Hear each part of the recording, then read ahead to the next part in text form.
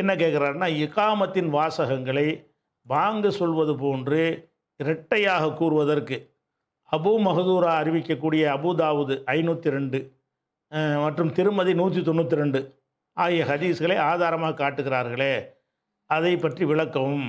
இந்த ஹதீஸ்கள் ஆங்கில மொழிபெயர்ப்பில் எடுக்கப்பட்டவை என்று கேட்குறாரு. அவர் என்ன செய்கிறாருன்னு கேட்டால், அவர் கேள்விக்கு முன்னாடி ஒரு விஷயத்தை விளங்கிக்கணும். நம்ம பாங்கு சொல்கிறோம்ல, பாங்கு சொல்லும் பொழுது பெரும்பாலான இடங்களில் என்ன செய்கிறாங்கன்னு கேட்டால், அதாவது அல்லாஹ் அக்பர் அல்லாஹ் அக்பருங்கிறத ரெண்டு ரெண்டு தடவை சொல்லுவாங்க. இக்காமத்து சொல்லும் பொழுது ஒரு தடவை சொல்லுவாங்க. அல்லாஹ் அக்பர் வந்து 4 ரூமில் அல்லாஹ் அக்பர் அல்லாஹ் அக்பர் அல்லாஹ் அக்பர் அல்லாஹ் அக்பர்னு அதில் ஒன்று கட் பண்ணிக்கிடுவாங்க. அஷஹது அல்லா இலாஹ இல்லல்லாஹ் ஒரு தடவை, அஷஹது அன்ன முஹம்மது ரசூலுல்லாஹ் ஒரு தடவை, ஹய்யா அலஸ் ஸலா ஒரு தடவை. இக்காமத் சொல்லும்போது பாங்கு சொல்லும் பொழுது ஹய்யா அலஸ் ஸலா ஹய்யா அலஸ் ஸலா, இக்காமத் சொல்லும்போது ஹய்யா அலஸ் ஸலா ஒரு தடவை, ஹய்யா அல் ஃபலா 2 தடவை பாங்கில், இக்காமத்தில் ஒரு தடவை. அது மாதிரி அஷஹது அல்லா இலாஹ இல்லல்லாஹ் வந்து 2 தடவை பாங்கில், இக்காமத்தில் ஒரு தடவை. அந்த கதுக்காமத்து ஸலா மட்டும் இக்காமத்தில் எக்ஸ்ட்ரா சேர்ப்போம், அது மட்டும் 2 தடவை. அப்போ இப்படி வந்து சொல்கிறதான் அதாவது குர்ஆன் ஹதீஸை பின்பற்றுவதாக சொல்லுகிற எல்லா அமைப்புடைய இதுகள்லாம் இருக்கிறது. ஆனால் அப்படி இல்லாதவங்க மற்ற அமைப்பில் உள்ளவங்க என்ன செய்வாங்கன்னு கேட்டால், இக்காமத்தையும் 2 தடவை சொல்லுவாங்க. பாங்கு எப்படி சொல்கிறோமோ அதே மாதிரி என்ன செய்வாங்க, அல்லாஹ் அக்பர் அல்லாஹ் அக்பர் அல்லாஹ் அக்பர் அல்லாஹ் அக்பர் பாங்கில். இக்காமத்தில் இப்படி சொல்லுவாங்க, அஷஹது அல்லா இலாஹ இல்லல்லாஹ் அஷஹது அல்லா இலாஹ இல்லல்லாஹ் இது பாங்கில். இக்காமத்தில் இப்படி சொல்லுவாங்க, அஷஹது அன்ன முஹம்மது ரசூலுல்லாஹ் அஷஹது அன்ன இப்படி சொல்லுவாங்க. அப்போ பாங்கில் சொல்கிற மாதிரியே இக்காமத்தில் சொல்லிவிட்டு அந்த கதுக்காமத்து எல்லாம் சேர்த்து 2 விதமாக சொல்கிறாங்க. ஆனால் இந்த 2 விதமாக சொல்கிறதுல இந்த ரெண்டாவது 2 தடவை சொல்கிறாங்கல்ல, பாங்கில் 2 தடவை, இக்காமத்தில் ஒரு தடவை, அதுதான் சரியான நிலைப்பாட்டில் உள்ளது. ஆனால் அதிகமான பேர் என்ன செய்கிறாங்கன்னு கேட்டால், பாங்குலையும் 2 தடவை சொல்கிறாங்க, இக்காமத்தில் 2 தடவை சொல்கிறாங்க. அதுக்கு எந்த ஹதீஸ் ஆதாரமாக காட்டுறாங்கன்னு கேட்டால், இந்த சகோதரர் சொல்லக்கூடிய ஹதீஸ் தான் ஆதாரமாக காட்டுறாங்க. ஒன்று அபூதாவுது ஹதீஸு, இன்னொன்று திருமதி ஹதீஸ். இந்த 2 ஹதீஸில் வந்து பார்த்தோம்னா 2 தடவை சொல்லலாம்னு தெரிகிறது அப்படிங்கிற வகையில் வாதத்தை வைத்தான் என்ன செய்கிறாங்க, பாங்கு சொல்கிற மாதிரியே தான் இக்காமத்து, வித்தியாசம் இல்லைங்கிறாங்க. பாங்கில் எப்படி சொல்கிறீங்களோ அது ராகமாக சொல்லுவீங்க, இக்காமத்தில் கொஞ்சம் வசனமாக சொல்லுவீங்க, அதுதான் வித்தியாசமே தவிர மற்றபடி அந்த வாசகங்கள் அதுவே தான். கூடுதல் தான் இக்காமத்தில் சொல்ல போனான். கதுக்காமத்து சிலாண்டு ஒரு 2 தடவை சொல்கிறோம், அதிகப்படுத்திக்கிறமே தவிர பாங்கை விட இக்காமத்துக்கு வாசகம் ஜாஸ்தியாக இருக்கும், அப்படி தான் இருக்கும். ஆனால் இது வந்து நம்ம இது சரியில்லைங்கிறோம், இப்படி செய்யக்கூடாதுங்கிறோம். நம்ம என்ன சொல்கிறோம், பாங்கு தான் 2 தடவை, இக்காமத்தில் எல்லாமே ஒரு தடவை தான், கதுக்காமத்து சிலா தவிர. கதுக்காமத்து சிலாத் என்பதை மட்டும் 2 தடவை சொல்லணுமே தவிர பாக்கி உள்ள எல்லா வாசகங்களுமே அதில் சொன்னதில் பாதி தான் இதில் சொல்லணும் அப்படின்னு நம்ம சொல்லுகிறோம். அப்போ இப்போ 2 வரும்போது அவர் என்ன கேட்குறாரு, கேள்வி கேட்டவர் என்ன கேட்குறாருன்னா, திருமதியுடைய ஹதீஸு 192, அபூதாவுது 502 இந்த ஹதீஸுகளில் வந்து 2 தடவை சொல்லலாம்னு ஆதாரம் இருக்குதே அப்படின்னு கேட்குறாரு. அதனால் அந்த ஹதீஸை வந்து அந்த அவர் சொன்ன ஹதீஸை நான் காட்டுறேன் உங்களுக்கு பாருங்கள். அந்த ஹதீஸுக்கு இந்த 2 தடவை சொல்கிறாங்கல்ல, அவங்க எந்த ஹதீஸை காட்டுறாங்களோ அந்த ஹதீஸில் அவங்க சொல்லக்கூடிய அர்த்தம் வரவே இல்லை, வழங்குதா? அவங்க சொல்லக்கூடிய விஷயத்துக்கு மாற்ற அதில் இருக்குது. அந்த 192 ஹதீஸில் என்ன வருதுன்னு கேட்டால், அபூ மஹ்தூரா என்பவருக்கு அல்லமஹு ரசூலுல்லாஹி ஸல்லல்லாஹு அலைஹி வஸல்லம் அவருக்கு பாங்கு எப்படி சொல்கிற ரசூலுல்லாஹ் கற்றுக் கொடுக்குறாங்க. அபூ மஹ்தூராங்கிற ஒரு சஹாபிக்கு பாங்கு சொல்வது எப்படி என்று ரசூல் ஸல்லல்லாஹு அலைஹி வஸல்லம் கற்றுக் கொடுக்கும் பொழுது எப்படி கற்றுக் கொடுத்தாங்களாம், அதான திஸ்ர அஷரத்த கலிமத்தன், பாங்கு வந்து 19 வார்த்தைகள், பாங்குடைய வரி எத்தனை, 19 வார்த்தைகளை கற்றுக் கொடுத்தார்கள். உள் இக்காமத்தை சப அஷரத்த கலிமத்தன், இக்காமத்தை வந்து 17 கற்றுக் கொடுத்தார்கள். அதாவது பாங்கு வந்து எத்தனை 19, இக்காமத்து வந்து 17 கற்றுக் கொடுத்தார்கள் அப்படின்ட்டு இந்த ஹதீஸை காட்டுறாங்க. இந்த ஹதீஸ் படி இந்த ஹதீஸில் வந்து அவங்க சொல்கிற அர்த்தம் இருக்குதா, பாங்கில் வந்து 19 கலிமா இருக்குதா, முதல்ல இக்காமத்தில் 17 இருக்குதா, 4 மதுஹபில் யார் சொல்கிற பாங்கிலையாவது இருக்குதா, அல்லது தௌஹீத் அடிப்படையில் சொல்கிற பாங்கிலையாவது இருக்குதா, அந்த மொத்த வாசகம் எவ்வளோ இருக்குது. இப்போ நான் எண்ணி காட்டுறேன் பாருங்கள். ஒன்று வந்து அல்லாஹ் அக்பருங்கிறாங்க, 2 அல்லாஹ் அக்பர் ஆச்சா, 2 நம்பர் 2 ஆச்சு. மறுபடியும் ஒருக்கா பாங்கில் உள்ள நான் சொல்கிறேன், பாங்கில் எண்ணி பார்த்தோம்னு சொன்னால் இந்த ஹதீஸில் 19 வருதுல்ல, 19 இருக்கா, நீங்கள் எண்ணி பார்க்கணும்ல, அது எண்ணி காட்டுறேன் உங்களுக்கு. அல்லாஹ் அக்பர் அதில் 2 வந்துருச்சு, 2 அல்லாஹ் அக்பர் வருதுல்ல, அது ஒரு 2. மறுபடி அல்லாஹ் அக்பர் 2 4. அதுக்கப்புறம் வந்து அஷஹது அல்லா இலாஹ இல்லல்லாஹ் 1, மறுபடியும் அஷஹது அல்லா இலாஹ இல்லல்லாஹ் நான் 6 ஆச்சு. அஷஹது அன்ன முஹம்மது ரசூலுல்லாஹ் 7, மறுபடியும் அஷஹது அன்ன முஹம்மது ரசூலுல்லாஹ் 8, அப்புறம் ஹய்யா அலல் ஸலா 1 9, மறுபடியும் ஹய்யா அலல் ஸலா 10, ஹய்யா அலல் ஃபலாஹ் 11, இன்னொரு ஹய்யா அலல் ஃபலாஹ் 12, அப்புறம் அல்லாஹ் அக்பர் அல்லாஹ் அக்பர் 2 தடவை வருது 13 14, லா இலாஹ இல்லல்லாஹ் 12 13 13 14, லா இலாஹ இல்லல்லாஹ் 15, மொத்தமாக 15 தான் இருக்குது. ரசூலுல்லாஹ் ஆதானில் 19 கற்றுக் கொடுத்தாங்கங்கிறாரு. 19 கற்றுக் கொடுத்தாங்கன்னு ஹதீஸ் வருது. 19 இந்த ஹதீஸ் ஆதாரம் காட்டி சொல்லக்கூடியவங்க பாங்கில் 19 சொல்கிறாங்களா? பாங்கில் 19 இருக்குதா? ஒரு ஹதீஸ் ஆதாரம் காட்டுறோம்னு சொன்னால் அவங்க ஆதாரத்தை நிரூபிச்சு 19 எண்ணி காட்டு எனக்கு. 19 இல்லை. அப்போ பாங்கில் எண்ணி பார்த்தோம்னு சொன்னால் 15 தான் இருக்கிறது. அந்த அல்லாஹ் அக்பருங்கிறத ரெண்டையும் 2 நம்பராக கூட்டினாதும் ஒரு ராகமாக எடுத்துக்கிட்டோம்னா அது கூட குறைஞ்சி போயிடும்.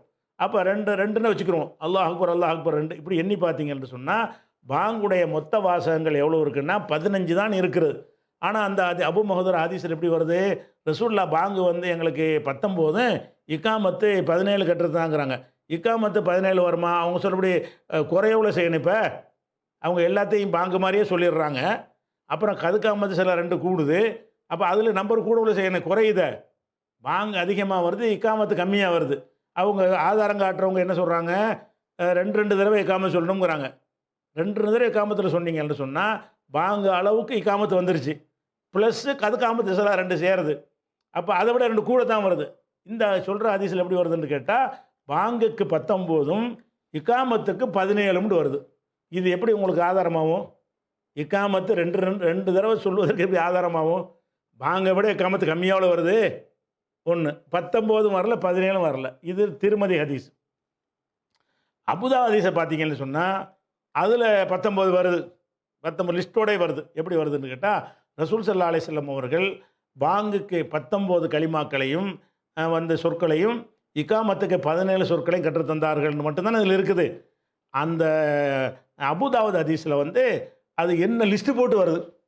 எப்படி லிஸ்ட் போட்டு வருது என்று கேட்டால் அல்லாஹ் அக்பர் எத்தனை ஆச்சு? 2, மறுபடியும் அல்லாஹ் அக்பர் 4, அஷஹது அல்லா இலாஹ இல்லல்லாஹ் 1, அஷஹது அல்லா இல்லல்லாஹ் வந்து 4 5 6, அஷஹது அன்ன முஹம்மது ரசூலுல்லாஹ் 7, அஷஹது அன்ன முஹம்மது ரசூலுல்லாஹ் 8. இதை சொல்லிவிட்டு மறுபடியும் அஷஹது அல்லா இலாஹ இல்லல்லாஹ் 1, மறுபடியும் அதுவும் 4 திருப்பி பண்ணணும். அதான் அஷஹது அல்லா இலாஹ இல்லல்லாஹ்ங்கிறத 2 தடவை சொல்லிவிடணும். அப்புறம் அஷஹது அன்ன முஹம்மது ரசூலுல்லாஹ் 2 தடவை சொல்லிடணும். மறுபடியும் ரிப்பீட் என்ன பண்ணணும்னு கேட்டால் அஷஹது அல்லா இலாஹ இல்லல்லாஹ், அஷஹது அல்லா இலாஹ இல்லல்லாஹ். அப்போ இந்த மொத்தத்தில் என்ன செஞ்சிருது? ஏற்கனவே 15 போட்டோமா, இது 4 சேர்ந்துக்கிறது 19 ஆகிப்போச்சு. பாங்குடைய வாசகம் 15. ஆனால் இந்த அபு மஹதூரா காட்டக்கூடிய 19க்கு விவரம் பட்டியல் அவரே போடுறாரு. பட்டியல் எப்படி போடுறாருன்னு கேட்டால் அஷஹது அல்லா இலாஹ இல்லல்லாஹ்ங்கிறது மொத்தம் 4 தடவை சொல்லணும். அஷஹது அன்ன முஹம்மது ரசூலுல்லாஹ் 4 தடவை சொல்லணும். 2 தடவை சொல்கிறோம்ல எல்லா பாங்குமே. அந்த காமத்தை நமக்கு மாற்றமாக சொல்கிறாங்களே அவங்க உள்பட அஷஹது அல்லா இலாஹ இல்லல்லாஹ் 4 தடவை சொல்கிறாங்க. எந்த பள்ளியிலையாவது அஷஹது அல்லா இலாஹ இல்லல்லாஹ்ங்கிற 4 தடவை சொல்லி கேட்டிருக்கீங்களா? அஷஹது அன்ன முஹம்மது ரசூலுல்லாஹ் 4 தடவை சொல்லுவாங்களா? 2 தடவை சொல்லுவாங்க. அஷஹது அல்லா இலாஹ இல்லல்லாஹ், அஷஹது அல்லா இலாஹ இல்லல்லாஹ், அஷஹது அன்ன முஹம்மது ரசூலுல்லாஹ், இதுதான் சொல்லுவாங்க. இதில் எப்படி வருதுன்னு கேட்டால் அஷஹது அல்லா இலாஹ இல்லல்லாஹ்னு சொல்லிட்டு முதல் 2 வந்துட்டு, அஷஹது அன்ன முஹம்மது ரசூலுல்லாஹ் 2 வந்துட்டு, மறுபடியும் அஷஹது அல்லா இலாஹ இல்லல்லாஹ், மறுபடியும் அஷஹது அன்ன முஹம்மது ரசூலுல்லாஹ்னு வருது. அப்போ அந்த அஷஹது அல்லா இலாஹ இல்லல்லாஹ்ங்கிறது 2 தடவை பாங்கில் இருக்குது. இவர் காட்டுற ஹதீஸில் வந்து 4 தடவை இருக்குது. அஷஹது அன்ன முஹம்மது ரசூலுல்லாஹ்ங்க 19 எண்ணி சொல்லிடுறாரு. இப்போ 19 வந்துடும்ல. ஏற்கனவே 15 சொன்னேன். 15ல் வந்து அஷஹது அல்லா இலாஹ 2 17, அஷஹது அன்ன முஹம்மது ரசூலுல்லாஹ் 2 19 வந்துடும்ல. இப்போ தான் 19 கலிமாவுக்கு அவர் விவரம் சொல்லிட்டார். அவர் விவரம் சொல்லிட்டாருன்னு சொன்னால் இப்படி பாங்க சொல்லு முதல்ல நீ. இக்காமத்துக்கு ஆதாரம் காட்ட உனக்கு இது இக்காமத்துக்கு இல்லை, ஆதாரமே கிடையாது. அது எது பாங்கு நம்ம சொல்லிகிட்டு இருக்கிறோமோ அந்த பாங்குக்கு நிறைய ஆதாரங்கள் இருக்கிறது. நீங்கள் இப்படி தான் பாங்கு சொல்வதாக இருந்தால் இப்படி எங்கே சொல்கிறீங்க? எந்த பள்ளி வாசலில் இந்த மாதிரி பாங்கு, எந்த மதுஹபில் இந்த பாங்கு சொல்கிறீங்க? அப்போ நீங்களே ஏற்றுக்கிறாத ஒன்றை வச்சுக்கிட்டு இதில் ஆதாரம் இருக்குது அப்படின்னா இது எப்படி ஆதாரமாகும்? அது மாதிரி இக்காமத்து எப்படியா? இக்காமத்துக்கு வருது பாருங்கள்.